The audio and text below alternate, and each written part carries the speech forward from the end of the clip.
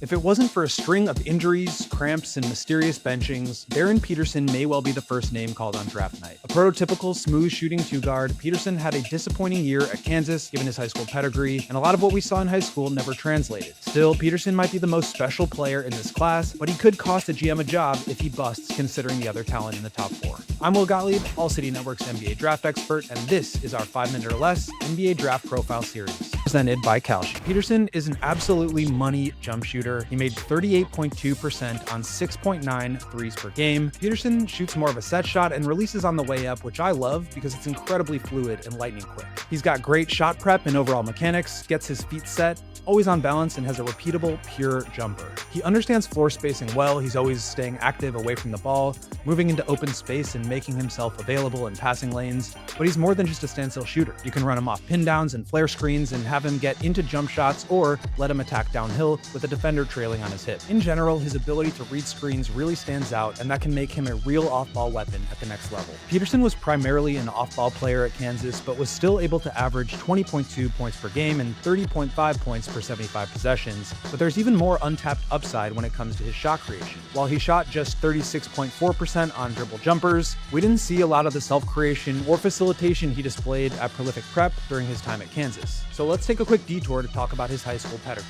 Peterson averaged 37-7 his senior season at prolific prep and was far more dynamic with the ball than anything we saw at Kansas. My guess is that it would have been hard for Bill Self to install an offense built around Peterson with his health in question, so they utilized him more away from the ball to try to make the transition easier for the rest of his teammates with or without him. In high school, he was deep in his bag, creating shots for himself in the mid-range, stepping back or sidestepping for 3, and elevating much higher on his jump shot. He had an explosive first step getting into the paint, detonating dunks and finishing with craft below the rim, but at Kansas he only shot 51.9% at the rim. In college, he was considered just average in pick and roll, scoring 0.75 points per possession, with those possessions making up 26.5% of his play type usage, but we just didn't see the same level of athleticism at Kansas. For as talented as a scorer as he is, he also has the potential to be a plus defender at the next level. Peterson has great timing and hands, and he's big enough to guard smaller guards, but also to slide up and defend small forwards. He's really good away from the ball at jumping passing lanes and coming up with 1.4 steals per game. He had a 2.9 steal rate, which was higher than Debansa, Boozer, and Wilson, as well as Acuff, Wagler, and Brown, the other guards in the top 10 range.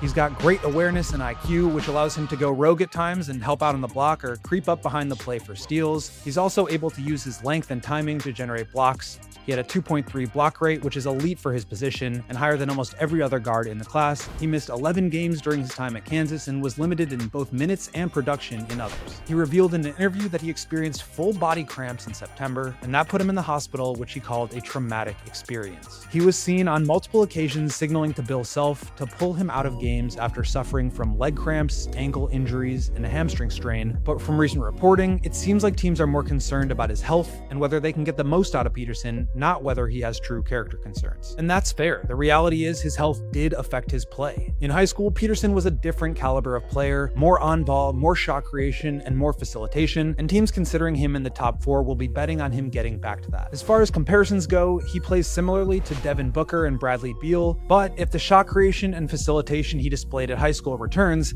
he could be looking more like a Jamal Murray type who's more of a lead initiator combo guard. My stat-based player comp generator lists players like Terrence Shannon, Dalton Connect, and Buddy Hield as the closest comparisons, but again, that doesn't factor into account the creation he showed at high school. My favorite fit for Peterson is the Jazz, who are set to ascend with Jaren Jackson Jr. in the mix, Keontae George blossoming, and Lauri Markkanen getting back to all-star level. Ditto for Washington, though he's duplicative with last year's 6th overall pick Trey Johnson. He would be an awesome fit next to Trae Young, Alex Sarr, and Anthony Davis, but taking him 1st overall might be too risky for DC. The fit in Memphis would be seamless alongside Cedric Coward and Zach Edey. The Grizzlies have a long track record of getting the most out of their draft picks, which would bode well for Peterson hitting his upside. The Bulls are so in need of talent and upside, and Peterson would immediately help them there as they kick off their rebuild. Right now, Peterson is trading at 18% to go number 1, and you can buy in or out of your position at any time. Sign up using promo code ALLNBA to get $10 when you trade 10. So how much do you factor the health concerns into your evaluation of Peterson? Would you still reach for his upside or let another team take the risk? Let us know down in the comments and tune in for the next 5-minute NBA draft profile.